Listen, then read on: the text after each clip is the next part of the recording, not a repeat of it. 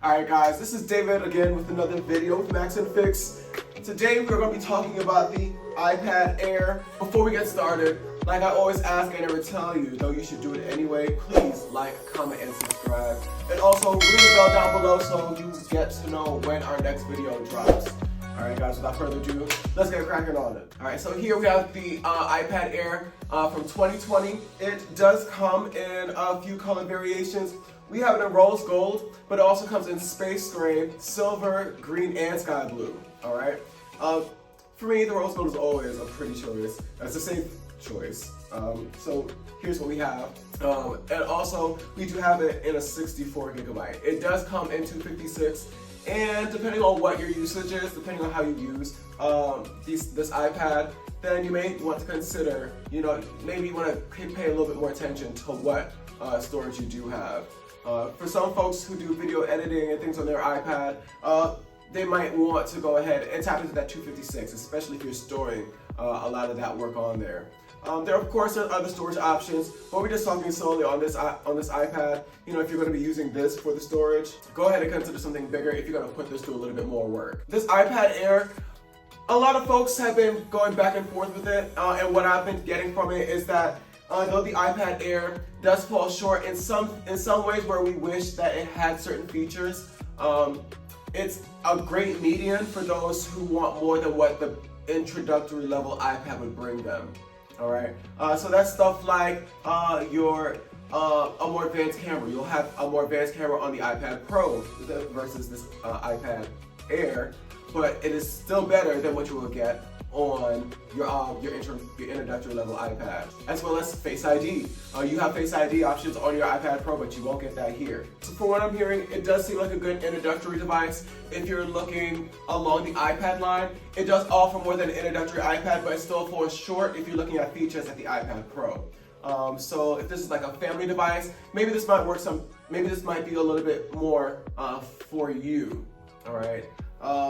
With this iPad, one of the things that you do get drawback on, or one of the drawbacks of this iPad Air, for one, is the refresh rate, which may or may not mean something to you. If you are someone who hasn't experienced 120 hertz of 120 refresh rate, like you'll get on the iPad Pro, then you might not care about what happens here. This screen still, again, is still better than what you'll get on the iPad, the introductory level.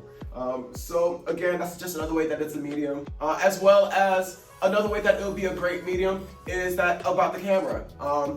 It kind of reminds me of what Michael Jackson want to be starting something. It's too high to get over, too low to get under, so you're stuck in the middle. You're not necessarily stuck because it's a great option, but you do have choices amongst the lines. And I guess that's kind of the point. You kind of choose the best device that works for you. Along with that, what I will say, how this towers over the introductory iPad is that it is compatible with your Apple Pencil 2 and keyboards. On the introductory iPad, you won't get that. But again, if you're looking for something that fits you, something cost-friendly, then yeah, your introductory iPad is one of your cheaper options. This again is an intermediary level, and then of course you get the Pro prices when you get the Pro. Makes perfect sense, right? Perfect. Alright guys, so this is the iPad Air. Just so you know a little bit about it, to touch, to hold, and to feel, it is quite comfortable actually. It is a 10.9 diagonally across, 10.9 inches is the screen. And I don't feel intimidated by holding it. I do feel that it's rather secure in my hand. I feel comfortable kind of maneuvering around with it. Up top, you have two speakers, as well as down at the bottom, you have speakers. Also, at the mic is at the top center. They also have the Touch ID and the power button right up top here. So that's there if you want to lock and secure your personal data. Also, to confirm make purchases on this iPad. You got the volume buttons on the left-hand side, and then you also have the magnetic connector. All right. Pretty smooth, pretty sleek again. Really simple design. Just expanding on this display, the pixel resolution to be expected on here is a 2360 by 1640, and you're looking at a total of 264 pixels per inch. All right, so you're looking at a pretty good screen here. It's pretty decent. You look at it, the refresh rate again. I'm not really paying attention. I'm not really comparing it to anything right now. Just right off rip, it does seem to have okay, you know, the performance or the screen does seem to have a good response time, but just thinking about, just comparing it to my my iPhone 13 and the refresh rate on there, it does seem to be a little bit slow. But again, that's something that's something individualistic to me and other users who experience a faster refresh rate. Here, if this is where you've been at, it's not a difference that you would notice. What I do like about this iPad Air is the brush finish of the iPad. It makes it a lot easier to clean. It doesn't, it smudges less, and it doesn't, you know, it's not prone to fingerprints. So, I mean, for someone who's always like scrubbing down their devices, trying to make sure there's no fingerprints on them, you do have that going for you. I feel like that's a great plus. Also, the screen is fingerprint resistant. So yes, you're still gonna be cleaning your device, but again, there's nothing, you have that resistance there to keep it looking, you know, I'll say fresh longer. All right, guys, I'm not saying now go ahead and, you know, put some syrup on your fingers and touch up the screen. But, you know, you do have it working with you versus against you.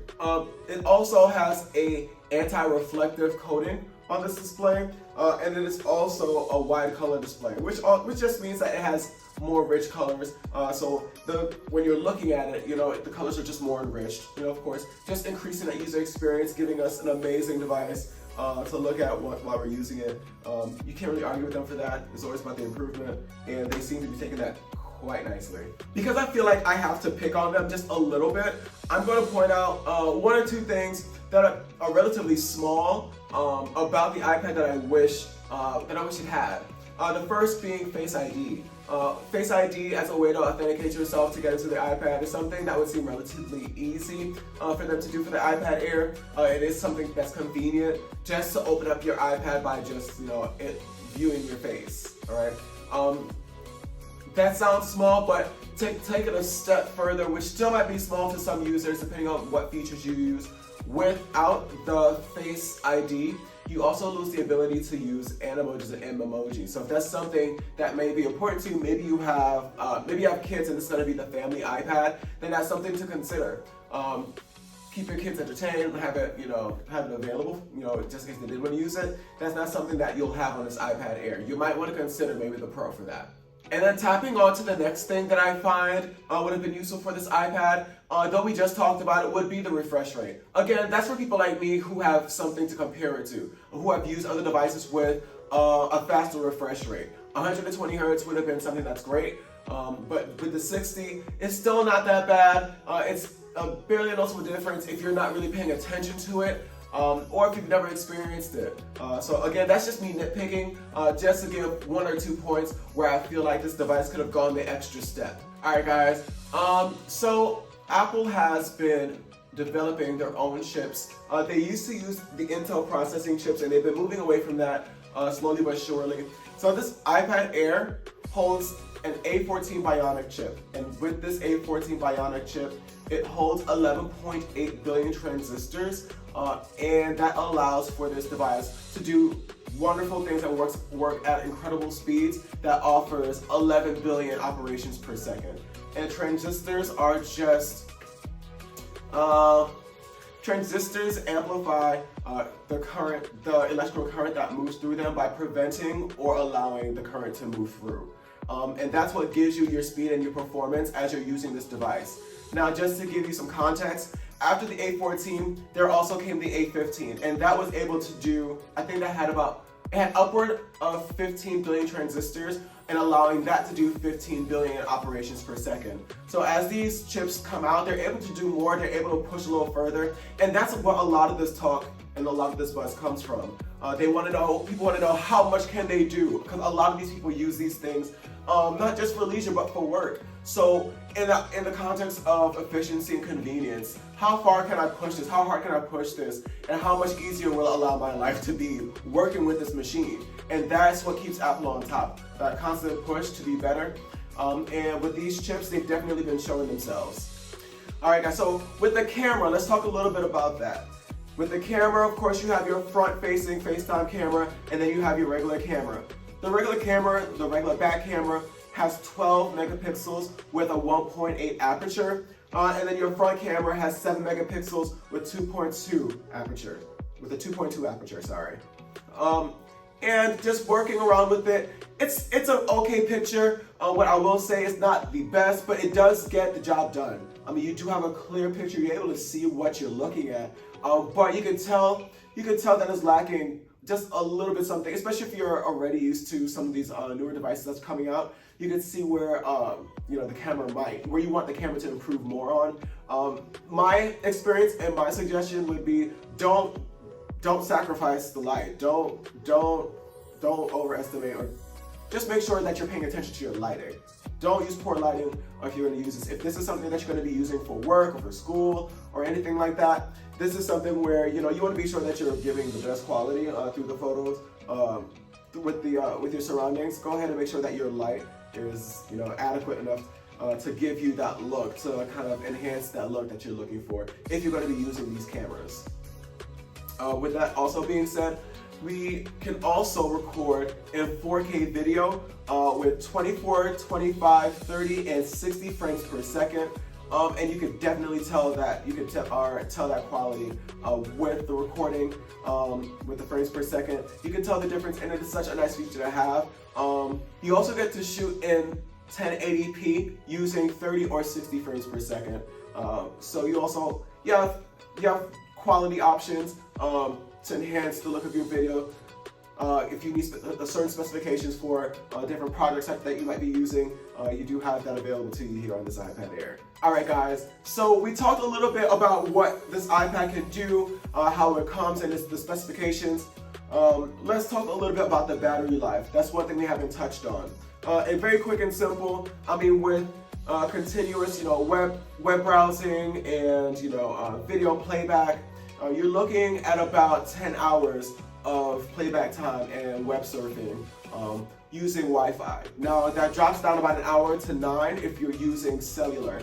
And one thing I didn't say earlier is that this is a Wi-Fi model iPad Air, and on the cellular model, just under that magnetic connector, you would have a slot for that nano SIM for that so you can use your cellular option. So piggybacking off the battery life, I'm going to go ahead and use that to segue what comes in the box when you get this iPad. All right, doesn't come with too many things. Very simplistic, because it gives you what you need so that you can start using your iPad. Of course, you get the iPad Air. Along with that, you will get the 20-watt power adapter, as well as the USB-C charging cord, which is a meter long. All right, so you'll have that equipped inside of the box so that you can go ahead and use your iPad. All right.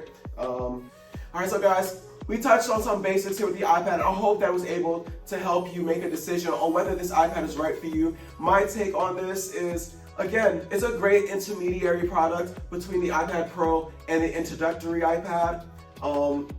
If you're looking for something for the family, this could be ideal. It does give you what you need as far as usage goes. If you do have kids, again, just remember that outside of the security of the Face ID, the extra level of security with the Face ID to secure and lock your iPad and to make purchases. With that, you lose the ability for certain animations like the Memoji and Animoji. And for some of you, that may be important. Some of you may like the feature. Some of you may have kids and want to use it as an extra oomph for them. If that's your case, then maybe you want to make other considerations. If it's not that important to you, again, great device. Give it a shot. If you guys have heard or used this iPad Air for yourselves, please drop a comment down below. Let us know what you liked about it and let us know what we could have talked about. We're always looking for something new and interesting. I do want to thank you guys for tuning in, continuing to comment and subscribing and liking the video. If you haven't already, go ahead and subscribe. And also ring the bell so you know when we drop another video. It means the world to us. And again, we want to know that we're doing this right for you guys so that we can continue doing this in love and efficiency for you all. Please. We'll see you again next time.